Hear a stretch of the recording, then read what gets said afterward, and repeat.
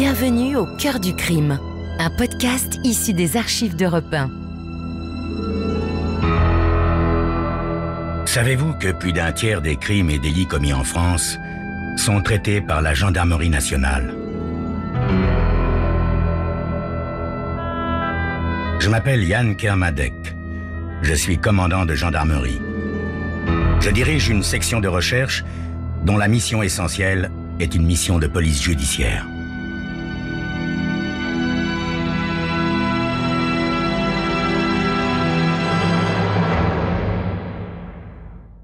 L'histoire que je vais vous raconter est une histoire vraie.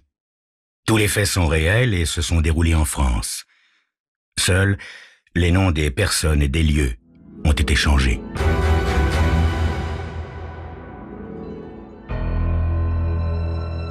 Le professeur Conrad, le directeur de l'hôpital, prétend que j'aurais pu empêcher toute l'affaire. C'est vrai, peut-être. Malgré tout, je me demande comment j'aurais pu prévoir une tragédie aux conséquences aussi graves et une telle nuit de terreur à partir de quelques mots prononcés à voix basse que j'ai surpris par hasard. Si le professeur Conrad est le directeur de l'hôpital, je suis son second, c'est-à-dire que je suis sur le terrain et que c'est à moi qu'incombent réellement toutes les responsabilités. Depuis le Vietnam, où j'assumais la fonction désespérante de médecin en première ligne, je souffre de migraines chroniques. Oh, je ne me plains pas, ça aurait pu être pire, si vous voyez ce que je veux dire. N'empêche que je me suis aménagé un coin migraine dans une petite pièce qui sert de débarras à côté de la salle de physiothérapie. Un endroit discret, reculé et sombre à souhait. Surtout en service de nuit. Cette nuit-là, un orage violent éclate et l'orage est chez moi synonyme de migraine. Il n'y a pas d'urgence, les services sont calmes. J'en profite donc pour aller m'étendre dans mon repère. Allongé sur ma chaise longue, je m'enfonce dans une bienheureuse torpeur quand j'entends les pas rapides et le bruissement amidonné reconnaissable entre mille. Des infirmières en déplacement. Elles entrent dans la pièce à côté et se mettent à chuchoter comme de jolies sorcières sur la lande. « Tu es sûr qu'on pourra avoir Norma ?» Ah, je reconnais la voix de Mademoiselle Kirk, l'infirmière chef de l'économat. « Bien sûr, sans problème, mais est-ce que ça n'est pas aller un peu loin, Kirk ?» s'inquiète une seconde voix. « Oh, mais tout ça, c'est pour rire, c'est pour faire une farce. D'ailleurs, tu te rappelles quand elle a mis une araignée dans mon lit ?» Il y a un moment de silence. Mon indiscrétion involontaire me met quand même mal à l'aise. Aussi, je ne fais aucun mouvement qui trahirait ma présence. La conversation secrète reprend. « Bon, d'accord, Kirk, je suis avec toi, mais j'espère que tu sais ce que tu fais. Oui, n'aie pas peur. » Elle se disperse et se dirige vers la porte quand une troisième voix murmure « En tous les cas, moi, j'en suis pas. »« Bon, d'accord, Phyllis. On agira sans toi. » Elles s'en vont et je n'en entends pas davantage. La petite mademoiselle Kirk. Je ne devais plus jamais entendre sa voix. Plus jamais. Une sieste plus tard et ma migraine atténuée, je quitte mon repère et je vais trouver Shelley du service des urgences. « Salut Dan, rien de neuf depuis tout à l'heure ?» À part l'orage et votre sieste, docteur, rien d'extraordinaire. Bon, dites-moi, Dan, ça vous dirait une petite partie d'échecs? Ah j'allais vous le proposer, docteur, dit-il en se levant lourdement. Nous longeons le couloir de la salle numéro 8 quand nous croisons 4 infirmières. Oh, je ne me rappelle que trop les détails de cette fin de nuit tragique. Les 4 infirmières viennent du hall et poussent une chaise roulante. Mademoiselle Kirk fait partie du groupe. C'est d'ailleurs elle qui pousse la chaise roulante dans laquelle est assise Norma Warden du service opératoire. Norma, hagarde, les cheveux en désordre. Norma, secouée de tremblements, les pupilles dilatées, le souffle saccadé. Cours. « Mais que se passe-t-il, mesdemoiselles ?» Mademoiselle Kirk, pâle comme une morte, se contente de secouer la tête sans pouvoir dire un mot. Les deux autres infirmières ne valent guère mieux. Un quatuor de fantômes vomis par l'orage. Je me penche sur Norma. Sous sa peau glacée, son pouls bat la chamade. Je lance un coup d'œil interrogateur à mademoiselle Kirk. La pauvre hoche encore une fois ou deux la tête et s'évanouit. C'est alors que je remarque qu'elle et Norma sont en pyjama, tandis que les deux autres sont en tenue de ville. Je me retourne vers Dan Shelley. Il est déjà au bout du couloir pour activer le service des urgences. « Mais bon sang, que se passe-t-il, mesdemoiselles? Je veux une réponse !»« Docteur... » bafouille une grande blonde en tailleur classique. Et c'est tout ce qu'elle peut dire. Shelley revient avec son personnel de choc. Nous prenons les choses en main. Je me retourne vers les deux infirmières au moment où elles entrent dans l'ascenseur. Un détail me saute aux yeux. La blonde en tailleur classique balance un grand sac en perles de bois à bout de bras. Malgré le sérieux de la situation, ça me choque un peu. Exactement comme de porter une chemise écossaise sous un smoking. On se fait parfois de ces réflexions, je vous jure. En fait, il s'est avéré par la suite que cette réflexion n'était pas si idiote que ça. Quand le jour se lève, je regarde Dan Shelley verser de l'eau froide dans une éprouvette et la faire bouillir sur le bec benzène. C'est ce qu'il appelle préparer le kawa façon toubib. Mon vieux Dan, il s'agit, à n'en pas douter, d'un syndrome de choc très grave. Surtout dans le cas de Norma. Et puis, il y a un truc bizarre. Avez-vous remarqué les différents degrés de choc chez ces 4 filles? Norma, qui était dans la chaise roulante, était pour ainsi dire dans le coma. La petite Kirk, qui s'est évanouie, présente le degré suivant. Quant aux deux autres, celles qui sont parties, elles étaient simplement secouées. Et alors, docteur? Mon opinion est que ces jeunes femmes ont eu une peur presque mortelle, Shelley. Et je ne crois pas si bien dire. Car à 7 heures du matin, Norma meurt et Edith Kirk tombe en état de catalepsie.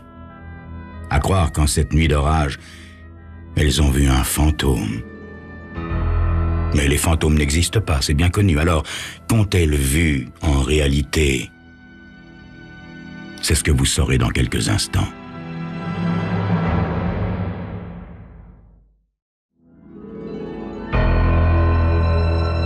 Pendant mon service de nuit à l'hôpital de Newport, je surprends subrepticement les chuchotements de quelques jeunes infirmières en train de comploter. Oh, je me contente de hausser les épaules sans me manifester. Aujourd'hui, je pense que j'aurais dû faire quelque chose.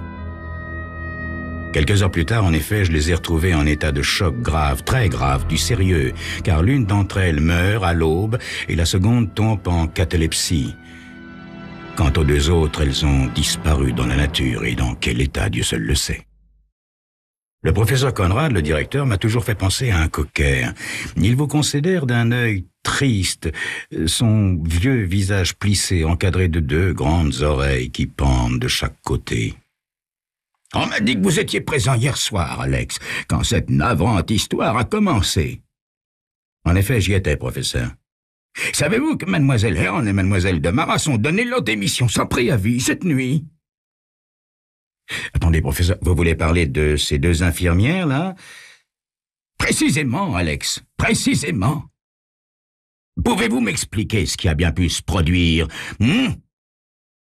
Tout ce que je peux vous dire, professeur, c'est que elles ont eu une peur bleue. Quoi, une peur bleue ici, à l'hôpital? Oui, à l'hôpital, professeur. De la terreur à l'état pur, j'en mettrais ma tête à couper. Et soudain, insidieusement, la conversation que j'ai surprise la veille me revient par bribes. « Tu es sûr qu'on pourra voir Norma? Mais sans problème. Dis, est-ce que c'est pas aller un peu loin? » Sous ce jour nouveau, ces chuchotements anodins me font frissonner. Mais je décide de ne rien dire pour l'instant au professeur Conrad. En tous les cas, pas avant de plus amples renseignements. Je prends congé de lui. Sur le chemin du labo, je me souviens d'autre chose. Les dernières paroles de mademoiselle Kirk. « D'accord, Phyllis, on agira sans toi. » Je téléphone à M. O'Neill, le chef du personnel, pour savoir s'il n'y a pas une Phyllis parmi les 2 démissionnaires de la veille. À peine ai-je raccroché que mon poste de téléphone sonne, le professeur Conrad. « Une chose me chiffonne, Alex. Je voudrais votre avis. Pensez-vous que nous devrions appeler la police ?» Grave question. Je réfléchis un moment. La question est grave. Elle mérite réflexion.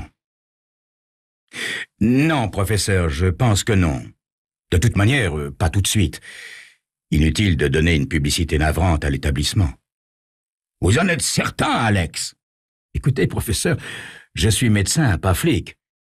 Tout ce que je peux vous dire est que Norma est morte d'un infarctus, et en général, on assassine autrement que par infarctus. »« Alex, vous oubliez de préciser que cet infarctus a été provoqué par la terreur. » « Oui, j'ai effectivement oublié de le préciser, professeur.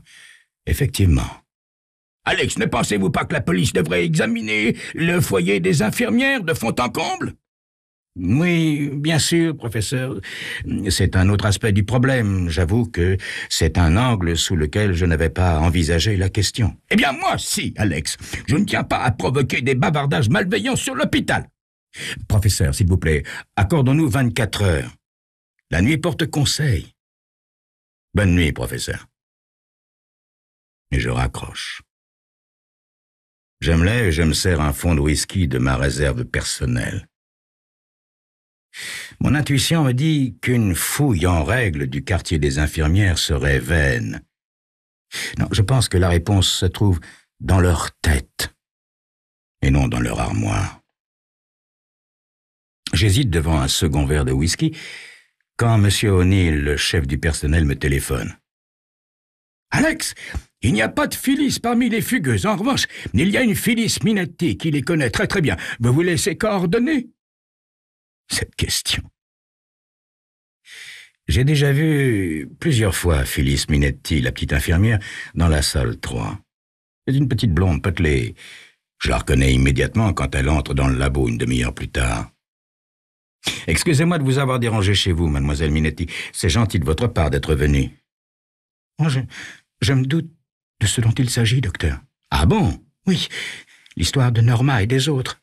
C'est ça? » »« C'est ça, mademoiselle Minetti. Dites-moi, avez-vous une idée de ce qui s'est réellement passé? »« Non, docteur, non, pas la moindre. »« Ah, c'est curieux, mademoiselle Minetti. Pourtant, hier, vous êtes entrée dans le débarras à côté de la salle de physiothérapie avec au moins 2 autres infirmières, vous vous rappelez? » Si sa surprise est évidente, elle ne manifeste aucune émotion. « Vous nous avez vus, docteur? » ?»« Non, je ne vous espionnais pas, croyez-moi, mademoiselle.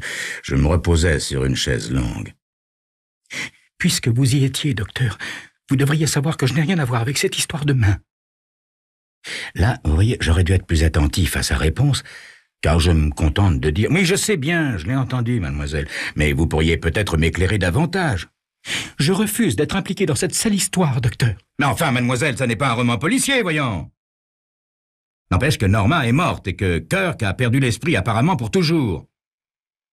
Quant aux 2 autres, vous voyez dans quelle situation ça nous met. Mademoiselle Minetti, je suis presque certain qu'il s'agit d'une farce, une espèce de farce idiote qui a mal tourné. Kirk n'a-t-elle pas parlé d'araignée glissée dans son lit? Vos 2 autres amis ont vraisemblablement été pris à leur propre piège. Un fameux piège, d'ailleurs. Mademoiselle Minetti secoue la tête obstinément. « Pourquoi s'adresser à moi, docteur? Vous savez que je n'y suis pour rien. Demandez plutôt à Rose Desmarais ou à Marjorie Hahn. Elles y étaient, elles. » Bon. Très bien, mademoiselle. Merci d'être venue me voir. Bonsoir. Tard dans la soirée, je vais avec Shelley rendre visite à mademoiselle Kirk. Il n'y a a, hélas, aucun changement. Elle est bel et bien en train de perdre l'esprit définitivement. Mais bon Dieu, qu'est-ce qui a pu leur inspirer une telle trouille? C'est dans la salle de repos des chirurgiens où nous nous sommes arrêtés pour bavarder que je comprends soudain. C'est comme si j'étais frappé par la foudre. Sans le savoir, Phyllis Minetti m'a donné l'explication. Je n'ai rien à voir avec cette histoire de main. Au mur de la salle est épinglé le programme des opérations chirurgicales communiquées à la date d'hier. Sinus pilodinal, Dr. Scheer 9 heures. Laparatomie pour sondage, Dr. Hauser 11 heures. Amputation de la main, Dr. Moran 14 heures. En lisant machinalement la dernière intervention, je me souviens, par Dieu sait quel rapprochement, du sac en perles de bois que la grande blonde en tailleur classique balançait à bout de bras. Et automatiquement, les mots de Phyllis Minetti me reviennent. Je n'ai rien à voir avec cette histoire de main. Bon Dieu, la main était dans le sac. Ces demoiselles se sont d'une manière ou d'une autre procuré cette main pour faire une farce, si j'ose dire, à la pauvre Norma. Le diligent M. O'Neill parvient à joindre la grande blonde au sac, Rose de Maras. Elle s'est réfugiée dans sa famille à Parangon Falls. Je lui demande de venir me voir à l'hôpital le plus vite possible. Bien évidemment, comme je m'y attendais, elle refuse. Finalement, après avoir eu recours aux menaces, elle accepte un entretien. Et alors, mademoiselle de Maras, je vous écoute. La pauvre fille est au bord des larmes. Oh, si on avait su, docteur, mon Dieu, si on avait su. Ce qui est fait, mademoiselle de Maras. Allez, je vous écoute, racontez-moi tout ça. Kirk et Norma n'arrêtaient pas de se jouer des tours, docteur. Oh, ça remonte à loin, ça remonte à leurs études. Dernièrement, Norma avait trouvé drôle de glisser une araignée dans le lit de Kirk. Évidemment, des représailles s'imposaient, n'est-ce pas? J'étais en salle d'opération au cours de l'amputation de la main, mais au lieu de porter la main en biopsie, comme j'aurais dû, je l'ai donnée à Kirk. Ce soir-là, Kirk et Norma sont allés se laver les cheveux. C'est pour ça qu'elles étaient en pyjama. Kirk a attendu que Norma s'en aille pour aller glisser la main amputée sur son oreiller. Il y avait un orage terrible ce soir-là, docteur. Les éclairs se succédaient sans arrêt.